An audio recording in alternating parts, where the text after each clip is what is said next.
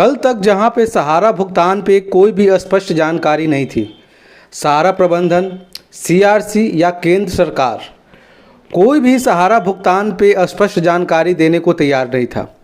कारण ये था कि किसी के पास भी सही जानकारी कोई भी निवेशक तक पहुंचाना ही नहीं चाहता था, क्योंकि निवेशक को अभी भी गुमराह की स्थिति में रखा जा रहा था।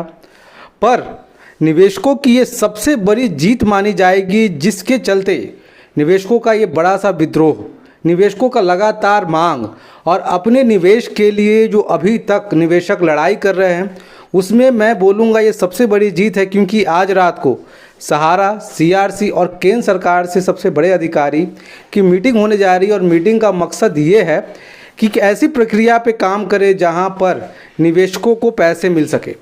यहाँ पे मैं सिर्फ उन पैसों के बारे में बात नहीं कर रहा जो यहाँ पे माननीय सुप्रीम कोर्ट के ऑर्डर के बाद जो सिर्फ यहाँ पे कोऑपरेटिव सोसाइटी के निवेशकों को मिलने जा रहा था। मैं उन सभी पैसों के बारे में बात कर रहा हूँ जिसमें सहारा का सीधे तौर पे निवेश है।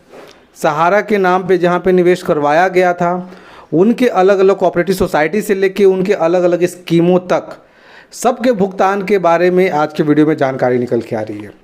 यहाँ पे केंद्र सरकार ने स्पष्ट कर दिया है कि कहीं से भी निवेशकों की बातों को इस बार दबाया नहीं जाएगा और इस बार कैसे भी भुगतान कराया जाएगा और भुगतान इनकी प्राथमिकता रहेगी। यहाँ पे सभी निवेशकों को पैसा मिलना है। सभी निवेशकों के भुगतान प्रणाली को चालू कर दिया गया है और इसी भुगतान प्रणाली के अंतर्गत 26 तारीख को सीआरसी का जो ऑफिशियल पोर्टल है जहाँ पे शिकायत दर्ज करानी है, उसको चालू कर दिया जाएगा।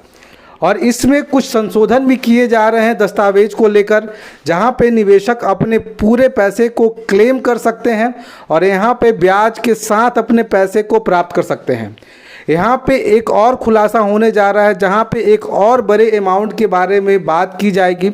और यहां पे क्योंकि आपको पहले मैंने बताया था कि सेबी की तरफ से भी आपत्ति आ रही थी, तो यहाँ पे सेबी के डायरेक्टर्स को भी बुलाया गया है जहाँ पे उनसे भी बातचीत की जाएगी और कहीं ना कहीं इस मसले को हल करने की प्रयास किया जाएगा। क्योंकि अभी केंद्र सरकार के नज़र में जो सबसे अहम मुद्दा यही है कि किसी भी तरह से निवेशकों के पैसे को पहुँचाया जाए। हालांकि अगर इस पैसे में अगर सेबी रुकावट करता है तो पूरा जिम्मेदारी कहीं ना कहीं केंद्र सरकार की बनती है कि केंद्र सरकार कैसे इसका भुगतान करवाएगी, केंद्र सरकार कैसे इतने निवेशक को 10,000 जो यहाँ पे 10 करोड़ निवेशक है उनको कैसे भुगतान करेगी। ये भविष्य में देखने वाली बात रहेगी कि निवेशक को कितना पैसा मिलता है या फिर एक चुनावी जुमला बन के रह जाता है, निवेशक के हाथ में सिर्फ एक इंतज़ार की घड़ी रहेगी। मैं यहाँ पे सभी निवेशकों को प्रत्यक्ष रूप से बोलूँगा, मैं किसी भी आंदोलन का सपोर्ट नहीं करता।